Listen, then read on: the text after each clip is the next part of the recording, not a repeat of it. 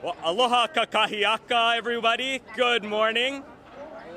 I'm City Council Member Tyler Dos Santos Tam, and it is a great pleasure to welcome each and every one of you here to Chinatown. This is the heart of my district and really the heart of Honolulu. Chinatown's an area that was born out of struggle. You might know the story of the Great Chinatown Fire of 1900, which destroyed nearly every structure here. But out of that, like a phoenix rising out of the ashes, this neighborhood was reborn. And it was reborn into a place where people could come as they are, could reinvent themselves, could build a whole new life. Whether that was our immigrants, our entrepreneurs, and even people who dressed a little different, who felt a little different, and were treated a little bit different. They too could draw on this amazing energy that's here in Chinatown, draw on this history and be a part of that. And that's why I'm so glad to be here today with all of you, with the queens that made the Glade an amazing part of our history, with the shop owners who continue to make this a welcoming place, a place of business, a place where they can chase their dreams too. And I'm particularly glad to be here in front of Maunakea Marketplace, in front of the site of the Glade, and here in Kekaulike Mall, which is another place that was recently reborn. And I want to bring up Mayor Rick Blangiardi, who has been a champion here for Chinatown, a champion for the rebirth of this mall, which just got renovated. And I can't wait to bring him up here. Thank you. Well, good morning, everybody. Look, you're going to hear some really eloquent people speak, not me necessarily. I just want to tell you, I love moments like this. I really do. This is significant, what we're doing for our city today. In part, yes, we're remembering, we're commemorating an incredible rich past and a legacy which was not easily lived, and we know that. But this is more than anything about our future and respecting our past. And so we're so honored here to be here today to just commemorate a wonderful part of our city and a wonderful segment of our population, our people that were here. I've met some of them here today from before. So that's what we're here to do. This is a celebration. And so I really want to hear from some of our speakers, and Dean and Joe and some of the people you're going to hear from, Mahina. This is just a really good moment. So thank you all for being here, okay? Thank you. Aloha, everybody. Thank you so much, Mayor. Thanks for coming out on a Friday morning at 9 a.m. Today is June 28th, and it is International LGBTQ Pride Day in honor of the 55th anniversary of the Stonewall Rebellion. In 1969, I was 17 years old. I was a senior in high school. I was definitely gay, and the one thing I knew is that I could never admit that to anybody.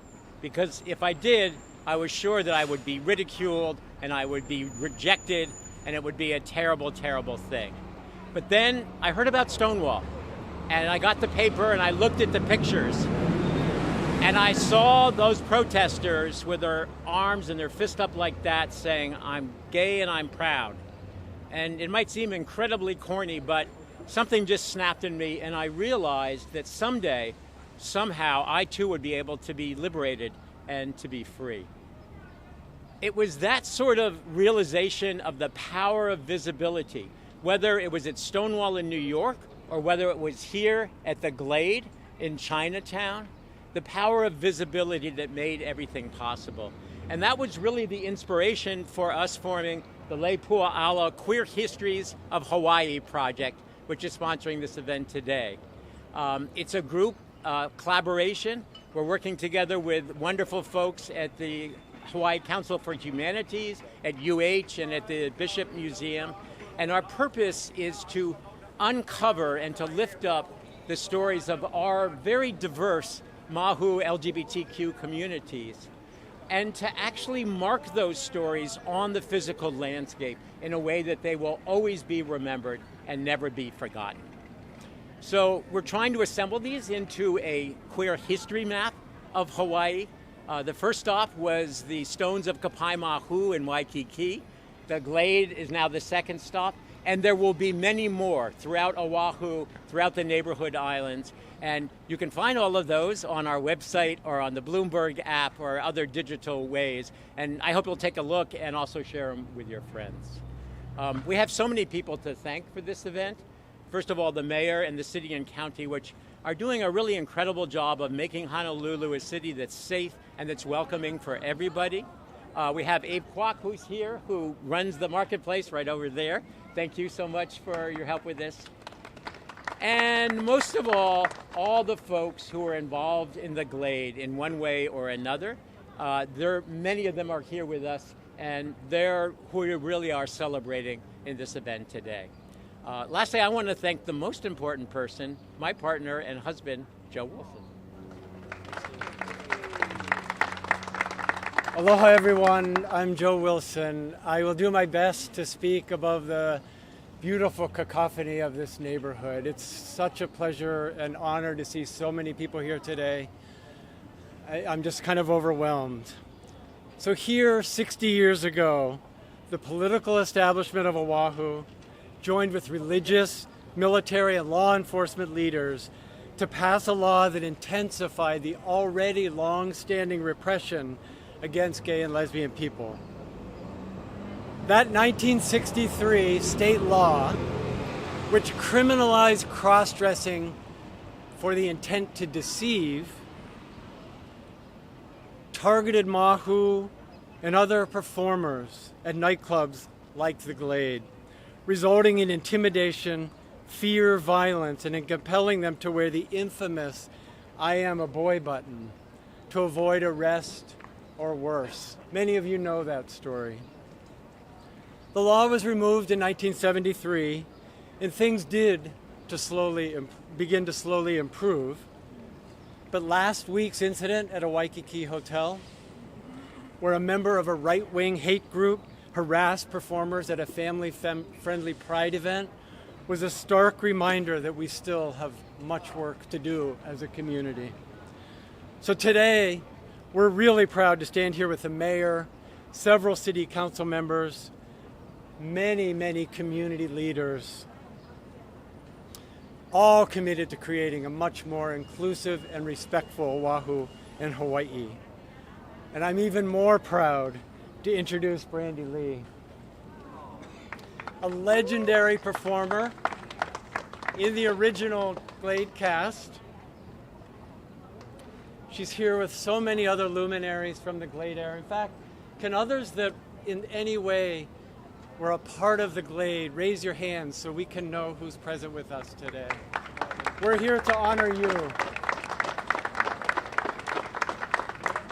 We're also so honored that Brandy is going to share a few words about her and their community's experiences, why the Glade was so important to so many, why it still is, and why plaques like this that make sure that no one ever forgets and we always honor our ancestors are so important. Thank you so much for being here, Brandy.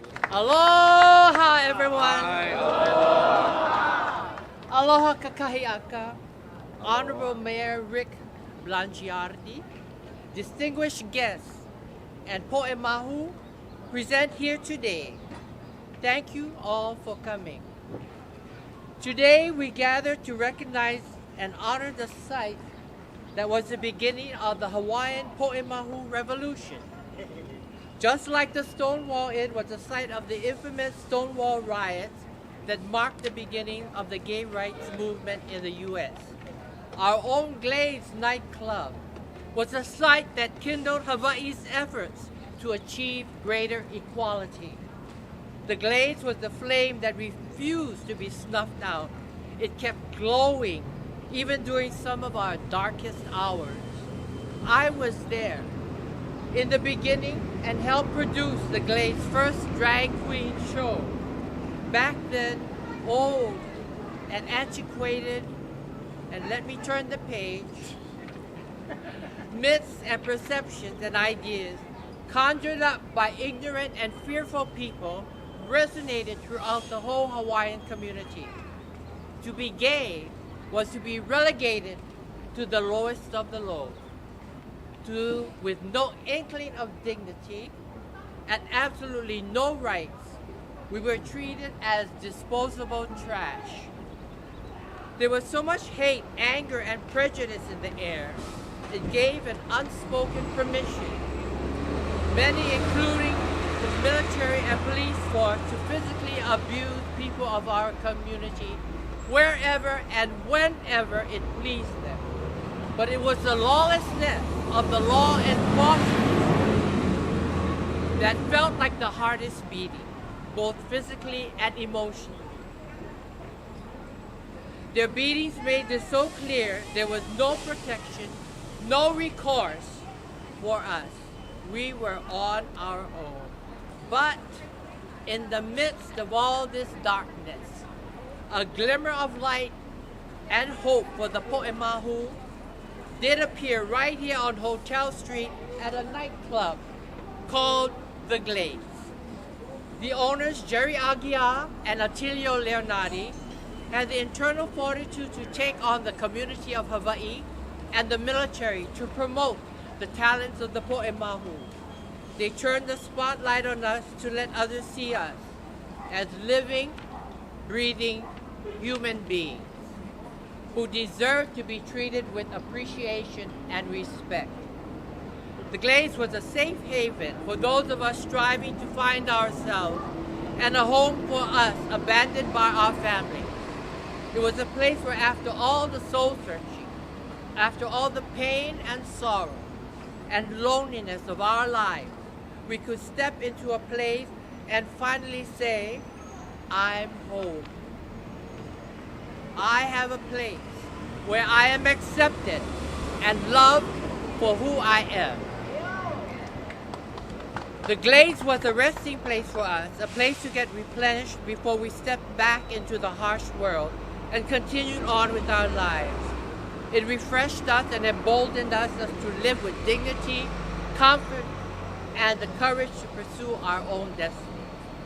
Yes, I can truly say that if not for the Glades, our Hawaiian stone wall,